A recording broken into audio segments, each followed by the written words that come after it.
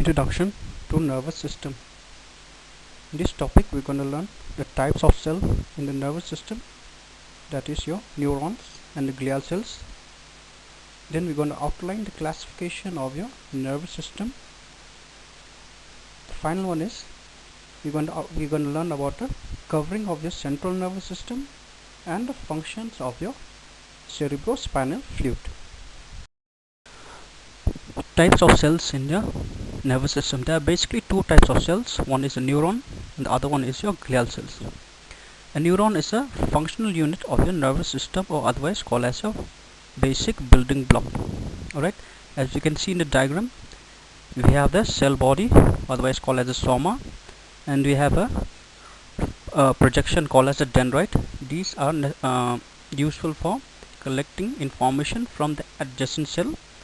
And we have the axon, a tube-like structure covered by myelin sheet. In this case we have written a Schwann cell. These Schwann cells are kind of glial cell which help in secreting this myelin sheet.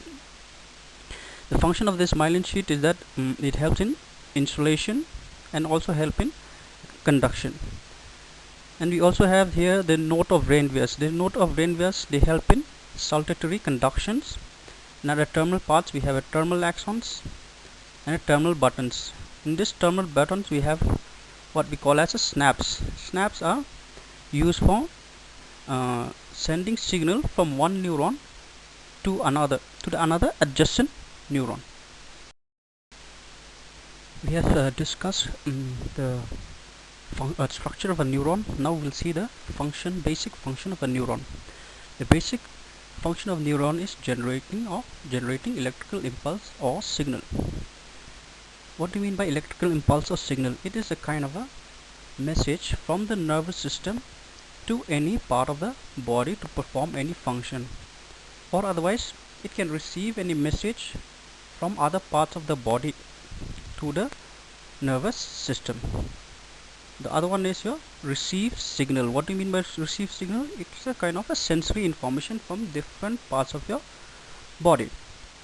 The other one is here integrating incoming signal to determine whether the information should be passed along the nerves. The fourth one is communicating signals to target cells. Target cells can be neuron, muscles or gland. As I've earlier told you, we have two types of cells. We have discussed neurons and now we have the glial cells. Glial cells are nothing but your supporting cells. There are 5 types of supporting cells, that is 5 major types which we are going to discuss. We have the astrocytes, oligodendrocytes, ependymal, microglia, Schwann cells. Right?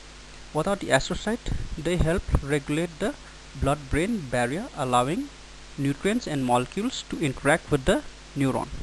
Oligodendrocytes, they create a fatty substance called myelin that insulate the axons.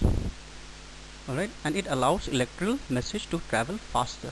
Then we have your ependymal cells that line the ventricle and secrete cerebrospinal fluid. We're going to discuss about CSF later. Next one is your microglial cells, that is the brain immune cells protecting from invaders. Then the last one is your Schwann cells.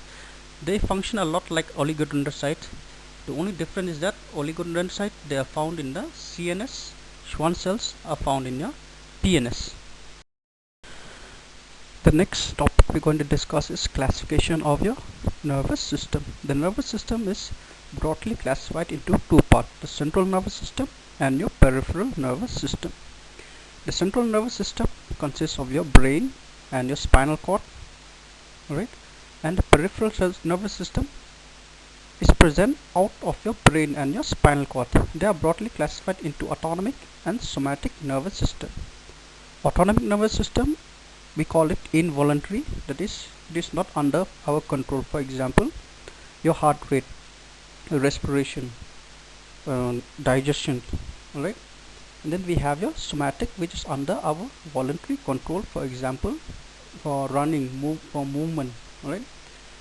The autonomic system is again divided in two parts, the sympathetic and the parasympathetic. Sympathetic is one activated in response to stress, otherwise we call it a fight and flight reaction. Parasympathetic when the body is at rest, otherwise rest and digest. Then the somatic nervous system again is divided into two parts, the motor and the sensory. These are under the voluntary control. Coverings of the CNS. Now what is a meninges? Meninges refers to a membranous covering of the brain and the spinal cord.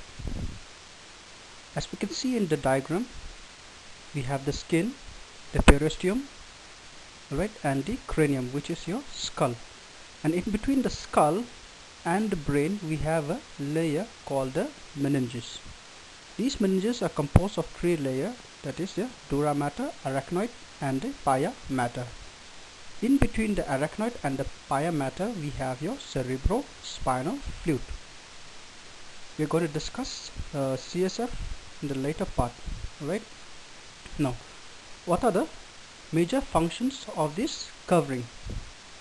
The most important is it provides a supportive framework for the cerebral and the cranial vasculature.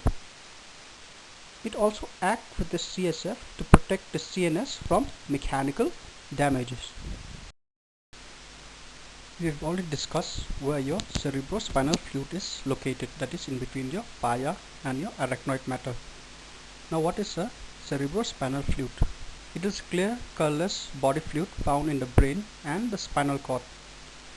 They are produced by the ependymal cells, that is the glial cells, in the ventricles of the brain.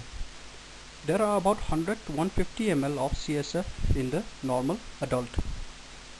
Now let us see the function of the CSF. CSF provide buoyancy, that is it allows floating of the brain in the skull without exerting pressure. The other function is it helps in cleansing toxic and metabolic byproduct, provide protection of the cerebral cortex from the skull itself, provide essential nutrients to the neuronal cells, and it also have the paracrine and the endocrine function, that is hormone secretion and transporting it to the right place in the brain for signaling. Thank you.